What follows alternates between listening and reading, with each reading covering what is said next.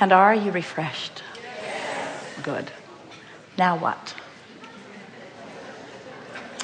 They're supposed to become fewer and fewer and fewer and fewer. On the aisle right here.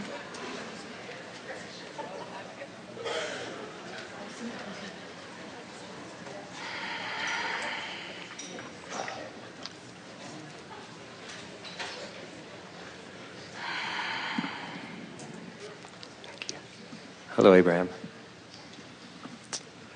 Actually, this is my first time seeing you in person. I knew this was going to take place because about 3 months ago, a friend of mine who's actually here gave me one of your CDs. And ironically enough, I was in a very dark place. So I started listening to your CDs, and I remembered I bought your book many years ago, Ask It and It's Given. And I guess at the time, I didn't quite get it or wasn't ready for it. But as soon as I started listening to the CD, for some reason, I got it. And I'm an artist, and as many people know, being an artist is a luxury, is not a service. So I decided to pull myself out of that dark place in December and listen to your words and realize that you can truly create anything that you feel inside, that you have enough faith. And since December till now, I am exhibiting in a very large exhibit on April 7th.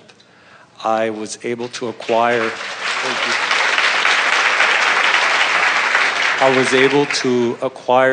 all these sponsors that I didn't even know I had the ability of communicating and trying to get them to give me money. I mean, it's not easy to get people to just give you money. And as I got myself in the vortex and started recognizing that, that feel-good thing, that little voice inside my head said, things are going really well. You know, what if something goes wrong? And of course, as soon as you put that little voice in your head, you start feeling sick. I start feeling physically sick. Because those words are so contrary to who you really are and what you really know. In other words, that's what negative emotion is. Every time you feel negative emotion, it's because you're focused and activating a bogus thought. Very true. And I'm going to share something that's very personal.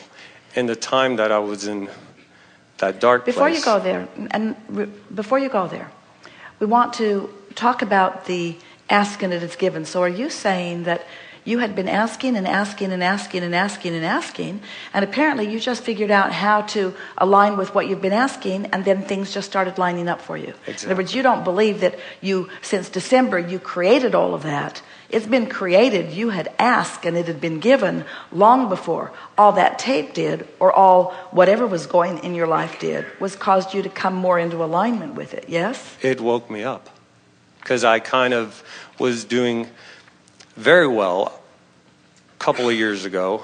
I kind of started getting into the whole law of attraction, and I understood it. But somehow I was let go from the company I was working for. It was a massive layoff. And looking back on that, you could say that is an unwanted or a wanted thing. It's a blessing that it happened. Things are always working out for you. Do you believe that? Things are always working out for you. Absolutely. No matter what it looks like, things are always working out for you. And that little voice that says, or maybe not, that is a bogus voice. Yes, it's true. That's picked up along your physical trail. Now, if I do get the whole process, I believe in it, and I believe that you have to have full faith in it. You can't just think it and it's going to happen. As an artist, you know this. You can express this more clearly with your art than we do with these words. You know when you're in alignment and it is flowing through you, and you know when you're not. And you know when you try to make it happen before you found that aligned place, that it's not something that is pleasing. It's usually something that you don't accept or that you do over again. It's true. When I got myself out of that place, my brain just shifted into an abundance of creation. I couldn't stop thinking of new things to create. Well, that's exactly what we're talking about. You get into that vortex where you're in sync with the rhythm of that, and now what's in there is revealed to you in the form of ideas and inspiration in the beginning, and then inspiration to act, actual rendezvous, actual sponsors come forth, and funding comes forth, and exhibits come forth. Yeah. Without any effort. Yesterday, for example... well, let's just say that the effort was applied back there when you were sifting and asking. In other words, there was plenty of effort that put it all into your vortex, but to claim what's in your vortex, effort backfires.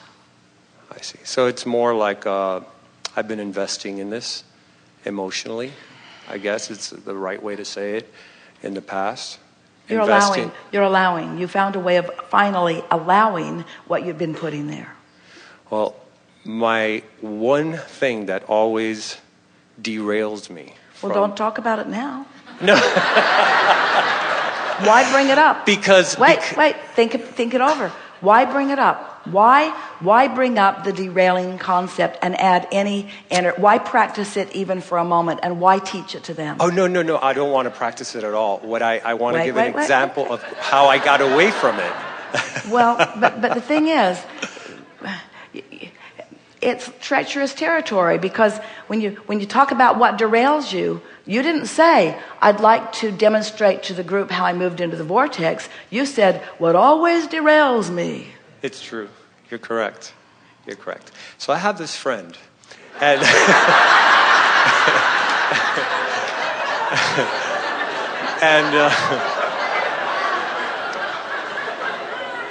always gets consumed when everything's going great and money's flowing in. Well, do you think making it not you and making it someone else changes the vibrational frequency of the resistance? No, not at all. But you're determined, aren't you? No. You are determined. I'm not going to go there. What I do want to say is, what used to worry me yesterday. Wait. Yesterday was proof of my advancement.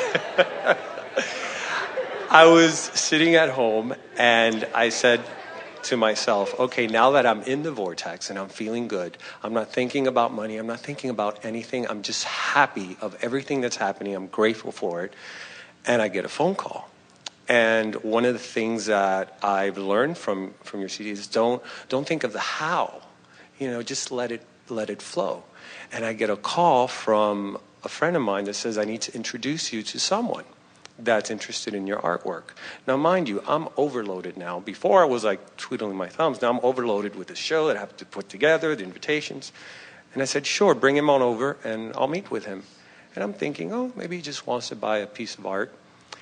It turns out that this person has come across a product that the military designed that protects surfaces at an incredible ability. I don't know how it works. It's a very thin film.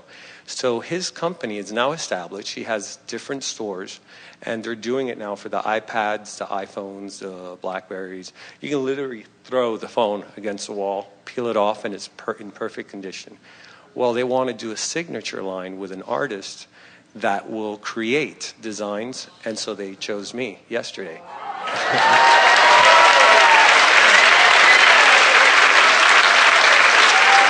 Thanks. And to make matters even better, I asked him, how quickly can you produce these? He's like, how quick do you want them? I go, in 1 week.